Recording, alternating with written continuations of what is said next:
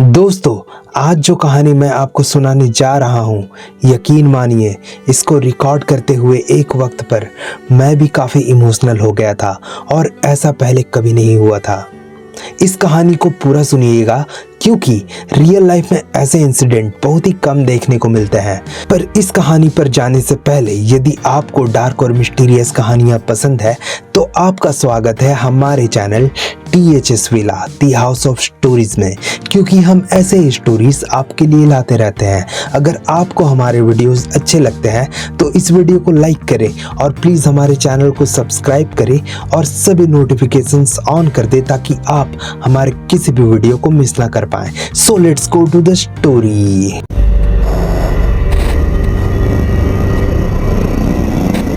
पच्चीस फरवरी 2015 की सुबह थी। साउथ अफ्रीका के केप टाउन में एक छोटी सी हाउस में 17 साल की मिसेस सोलोमन अपना होमवर्क पैक कर रही थी।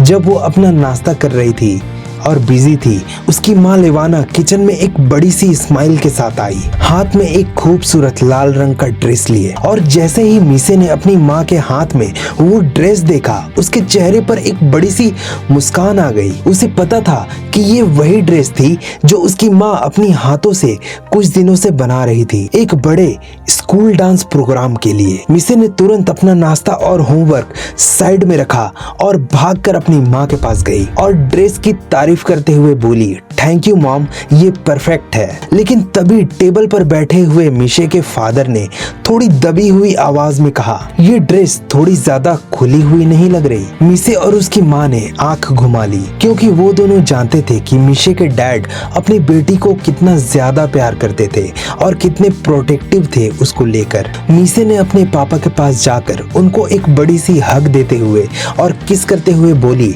Dad don't worry, it's absolutely fine. फिर उसने और उसके पापा ने नाश्ता खत्म किया, बैग पैक किया और अपने माँ पापा को एक हग और एक किस दिया। बाय मॉम बाय डैड कहते हुए घर से बाहर निकल गई।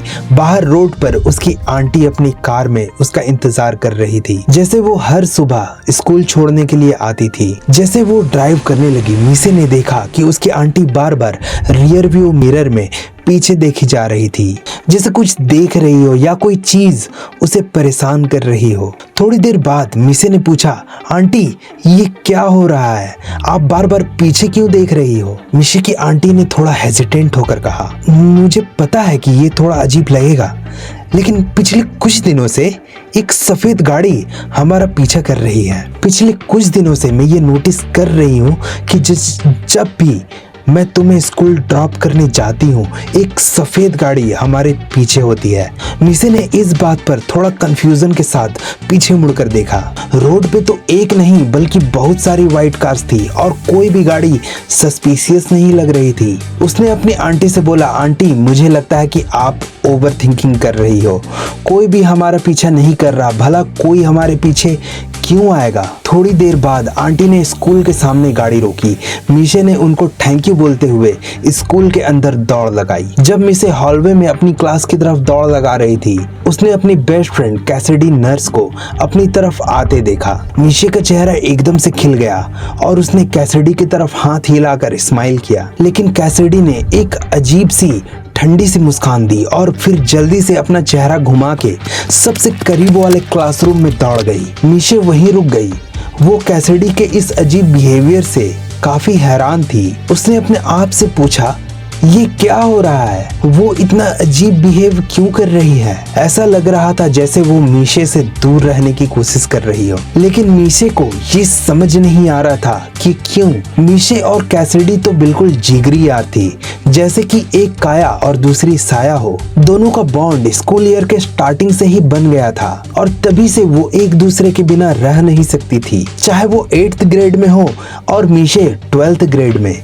लेकिन उनकी दोस्ती में कभी भी कोई गैप नहीं आया। दोनों हमेशा हॉलवेज में मिलते थे, गॉसिप शेयर करते थे, बाथरूम में जाकर एक दूसरे के बाल और मेकअप ठीक किया करते थे। लेकिन अब कैसिडी का ये अजीब इग्नोरेंट बिहेवियर बिल्कुल उनके दोस्ती के नेचर के खिलाफ था और इसी चीज ने मीशे को बहुत ही अपसेट कर दिया था। लेकिन तभी स्कूल की बेल बज गई और मीशे को समझ आया कि वो क्लास के लिए लेट हो रही थी। कैसिडी के अजीब बिहेवियर को भूलने की कोशिश करते हुए उसने जल्दी से अपने क्लास की तरफ कदम बढ़ाया। मीशे ने जल्दी जल्दी हॉलवे के रास्ते अपनी क्लास की तरफ दौड़ लगा दी। डेस्क पर बैठकर अपना सामान को सेट करने लगी, ready to focus on the teacher. सब कुछ नॉर्मल ही लग रहा था जब अचानक बिना नॉक किए प्रिंसिपल क्लासरूम के अंदर आ गई। ना तो टीचर से बात की, ना किसी को कुछ समझाने की जरूरत समझी। सीधा मीशे के पास चली आई और बोला, तुमको मेरे साथ अभी चलना पड़ेगा। एक पल के लिए तो मीशे को समझ ही नहीं आया कि ये सब उसके साथ क्या हो रहा है। उसके क्लासमेट्स जो ये सब देख रहे थे एकदम से शॉक्ड हो गए। सबकी नजरें सीधा मीशे पर ही टिकी हुई थी, जैसे कि वो किसी बड़े मुसीबत में फंस गई हो। प्रिंसिपल उसको सीधा अपने ऑफिस में ले गई, जहां पर कुछ सोशल वर्कर्स पहले से ही मौजूद थे। और प्रिंसिपल ने मीशे को कहा, देखो ये सोशल वर्कर्स है और तुमको इनके साथ ही रहना पड़ेगा। मीशे की हालत काफी खराब थी। वो पैनिक मोड में आ गई थी और बार बार सोशल वर्कर से कह रही थी, प्लीज मुझे मेरे पेरेंट्स को कॉल करने दो। लेकिन उन्होंने फिर से मना कर दिया, ये कहकर कि नहीं, तुम अपने पेरेंट्स को अभी कॉल नहीं कर सकती। उन सोशल वर्कर्स में से एक जो देख रही थी कि मीशे इमोशनली टूट रही है, उसे पता था कि ये मीशे की जिंदगी का सबसे बुरा दिन है। उसने मीशे को ऑफर किया, अगर तुम चाहो तो तुम सेफ हाउस में रहने के बजाय मेरे घर में आके रह सकती हो। मीशे जो बिल्कुल घबराई हुई थी, उसने तुरंत हाँ कर दिया। वो सोशल वर्कर मीशे को अपने कार में बिठाकर अपने घर ले गई। रात को जब मीशे सोशल वर्कर के गेस्ट रूम में लेटी हुई थी, वो ऊपर सीलिंग को देखी जा रही थी। उसका दिमाग दौड़ रहा था कि ये मेरी जिंदगी कैसी बन गई है। तभी उसके दिमाग में वो फोटो के बारे में एक थॉट आया, वही फोटो जो उसने और कैसिडी ने मिलकर एक साथ ली थी, जो शायद इस पूरी कहानी का स्टार्टिंग पॉइंट था। मीशे उस दिन के बारे में लगातार सोच रही थी जब वो और कैसिडी सिर्फ मजाक कर रहे थे और फनी फेसेस बना रहे थे और स्माइल कर रहे थे और बेफिक्र होके फोटोज ले रहे थे। उसने कभी ये सोचा भी नहीं था कि ये एक छोटी सी फोटो उसकी जिंदगी पूरी तरह से बदल देगी। अगले दिन जब मीशे उठी, सोशल वर्कर्स उसे अपने ऑफिस ले गई। वहां दूसरी सोशल वर्कर्स भी आई थी जो कल प्रिंसिपल के ऑफिस में मिली थी। तीनों चुपचाप ऑफिस में बैठे हुए चिकन विंग्स और स्नैक्स खा रहे थे और बस पुलिस के फोन का इंतजार कर रहे थे। फाइनली फोन बजा। एक सोशल वर्कर ने फोन उठाया और जैसे जैसे वो पुलिस की बात सुन रही थी, उसके चेहरे पर एक दर्द भरे इमोशंस दिखने लगे थे। और जब उसने फोन रखा तो वो रोने लगी थी। पुलिस से जो खबर मिली थी वो वही थी जिससे मीशे अब तक डर रही थी, जब से उसने कैसिडी और उस फोटो के बारे में सुना था।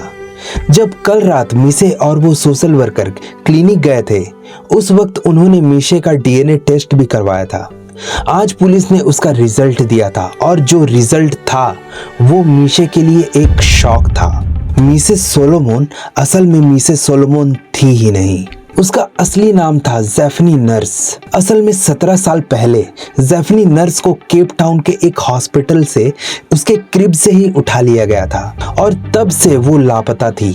उस केस ने पूरे शहर को हिला दिया था और सबको लगा था कि ये कभी सॉल्व ही नहीं होगा। लेकिन मीशे के डीएनए टेस्ट ने सब साफ कर दिया। मीशे ने जिनको अपना पेरेंट्स मानकर प्यार दिया, वो असली में उनके माँ बाप थे ही नहीं। मीशे की माँ लेवाना, जो उसके लिए उसकी पूरी दुनिया थी, असल में वो उसकी किडनैपर थी और अब वो अरेस्ट हो चुकी थी। और ये खबर मीशे के लिए किसी तूफान से कम नहीं था। पर ये जितना शॉक था, उससे ज्यादा शॉक तब लगा जब उसने अपने असली बायोलॉजिकल पेरेंट्स के बारे में सुना। सोशल वर्कर्स मीशे को पुलिस स्टेशन ले गए, जहां उसके रियल माँ बाप उसका इंतजार कर रहे थे। जैसे ही वो पुलिस स्टेशन के अंदर गई, मीशे का दिल एकदम से फास्ट धड़कने लगा। वो अंदर एक दरवाजा जो कि बंद था, उसके पास सोशल वर्कर का हाथ जोर से पकड़कर खड़ी थी। उस डोर के पीछे उसके असली माँ बाप बैठे हुए थे। जब मीशे रेडी हुई, उसने उस दरवाजे को धक्का देकर खोल दिया और सामने बैठे थे उसके रियल पेरेंट्स, जो तुरंत खड़े हो गए दौड़कर उसके पास आने के लिए। जैसे ही मिसे ने अपने रियल पेरेंट्स को देखा, वो बस वहीं खड़ी रह गई, स्टन्ड और बिल्कुल चुपचाप। उसके सामने खड़े लोग उसके लिए कोई स्ट्रेंजर्स या कोई अनजान नहीं थे। ये लोग उसके लिए बहुत जाने पहचाने थे। ये तो उसकी बेस्ट फ्रेंड कैसिडी नर्स के पेरेंट्स थे। उस पल मिसे के दिमाग में सब कुछ एकदम क्लियर हो गया। वो जो अब जेफनी नर्स थी, असल में कैसिडी की बड़ी बहन थी। कुछ महीने पहले जब मिसे और कैसिडी पहली बार मिले थे, दोनों के बीच का कनेक्शन इतना स्ट्रॉन्ग था कि दोनों एक ही पल में बेस्ट फ्रेंड बन गए थे। दोनों का सेंस ऑफ ह्यूमर मिलता था, लाइक और डिसलाइक्स भी सेम थे और दोनों एक दूसरे से फिजिकली भी बहुत मिलती थी। तब उन्हें समझ नहीं आया था, लेकिन वो असल में सिस्टर्स थी, बस उन्हें पता नहीं था। एक दिन जब दोनों सेल्फीज ले रहे थे, कैसिडी ने इन फोटोज में से एक अपने पेरेंट्स को दिखाई। देखो मॉम डैड, मेरी बेस्ट फ्रेंड मिसेस सोलोमन, देखो हम दोनों कितने सिमिलर दिखते हैं ना। कैसिडी के पेरेंट्स ने जैसे ही मिसे की फोटो देखी, उन्हें एक नेचुरल सी फीलिंग हुई, ये तो हमारी बेटी है, ये तो जेफनी नर्स है। कैसिडी के पेरेंट्स ने तुरंत इस फोटो को पुलिस के पास ले गए। पुलिस ने इन्वेस्टिगेशन शुरू की और इसी के चलते उन्होंने मिशे का पीछा करना भी शुरू किया। जब मिशे की आंटी ने कहा था कि उन्हें लगता है कि कोई सफेद गाड़ी उनका पीछा कर रही है, वो दरअसल कोई पैरानोया नहीं था, वो तो असल में इन्वेस्टिगेटर्स थे जो मिशे का शेड्यूल ट्रैक कर रहे थे। उन्हें मिशे से अकेले मिलकर उनका डीएनए सैंपल लेना था, बिना किसी को बताए। पुलिस को ये डर था कि अगर मिशे को इन्वेस्टिगेशन के बारे में पहले से पता चल गया तो वो अपने पेरेंट्स को जाकर बता देगी, जो एक्चुअली में उसके किडनैपर्स थे, और शायद हो सकता था कि वो मिशे को लेकर भाग जाते। और यही वजह थी कि कैसिडी मिशे से इतनी ऑकवर्डली बिहेव कर रही थी पिछले कुछ दिनों से। कैसिडी को पुलिस ने सब बता दिया था, लेकिन उन्होंने कहा था तुम मिशे को कुछ भी मत बताना, वरना वो अपने किडनैपर्स को सब बता देगी और वो उसे लेकर भाग सकते हैं। कैसिडी, जो अपनी फ्रेंड से कुछ छुपा भी नहीं सकती थी, इस बार मजबूर थी, इसलिए वो मिशे से कुछ दिनों के लिए दूर हो गई। जो औरत मिशे के लिए माँ थी, जिसको उसने अपने पूरे जीवन मॉम कहा था, लेवाना सोलोमन, को आखिरकार किडनैपिंग के जुर्म में दोषी पाया गया और उसे 10 साल की सजा मिली। कभी कोई एविडेंस नहीं मिला जो ये दिखाए कि लावोना के पति यानी मिशे के डैड कि उन्हें पता था कि उनकी बेटी एक्चुअली किडनैप की गई थी। दरअसल 17 साल पहले लावोना प्रेग्नेंट थी, लेकिन शायद उसका मिसकैरेज हो गया था, पर उसने अपने हस्बैंड को ये बात कभी नहीं बताई। लावोना ने अपने हस्बैंड को ये कहकर झूठ बोला था कि जब वो काम पर थे तब उसने हॉस्पिटल में उनकी बेटी को जन्म दिया था और इस तरह जेफनी उनकी जिंदगी में आई थी। लेकिन असल में मिसकैरेज के बाद लावोना ने एक नर्स का भेष बनाया और हॉस्पिटल गई और वहीं से एक नई पैदा हुई बच्ची जेफनी को चुरा लिया। मिसे, जो अपने असली नाम जेफनी नर्स के बारे में सब कुछ जान चुकी थी, फिर भी दोनों परिवारों के साथ टच में रही, जिन्होंने उसे पाल पोस कर बड़ा किया और जो उनके बायोलॉजिकल पेरेंट्स थे। मिशे का कहना था कि हाँ, किडनैपिंग एक घोर पाप है, लेकिन जिन लोगों ने उसे बड़े प्यार से पाला, उनके लिए उनका प्यार कभी कम नहीं हो सकता। उन्होंने उसके साथ कभी कुछ बुरा नहीं किया था और ये सच्चाई बदलने से उनकी फीलिंग्स नहीं बदल सकती। और आयरनी ये थी कि जब सबको पता चल गया था कि लावोना असल में कौन थी, तब भी मिशे ने लावोना के हाथ से सिली हुई लाल रंग की खूबसूरत ड्रेस पहनी थी अपने हाई स्कूल डांस के लिए, वही ड्रेस जो उसने इतनी मोहब्बत से बनाई थी। मिशे ने अपना जेफनी वाला नाम कभी नहीं अपनाया, क्योंकि मिशे ही वो नाम था जिससे वो हमेशा जानी गई थी और इसी नाम से वो अपने आगे की जिंदगी जीना चाहती थी। ये एक अजीब और इमोशनल कहानी थी जिसमें माँ का प्यार, एक किडनैपिंग का सच और एक बेटी का दिल का रिश्ता सब कुछ था। मिशे ने अपने पहचान और अपने दोनों परिवारों के बीच एक बैलेंस ढूंढ लिया था। एक नई शुरुआत के साथ पुरानी यादों को अपने दिल के पास रखते हुए एक नए तरीके से जिंदगी की शुरुआत की। तो दोस्तों, कैसी लगी आपको हमारी आज की ये स्टोरी? हमें कमेंट करें और साथ ही वीडियो को लाइक करें और हमारे चैनल को सब्सक्राइब भी कर दें ताकि ऐसी कहानियां हम आपके पास लाते रहें। तो हम जल्द ही मिलेंगे हमारी अगली वीडियो पर। तब तक के लिए अपना ख्याल रखें। धन्यवाद।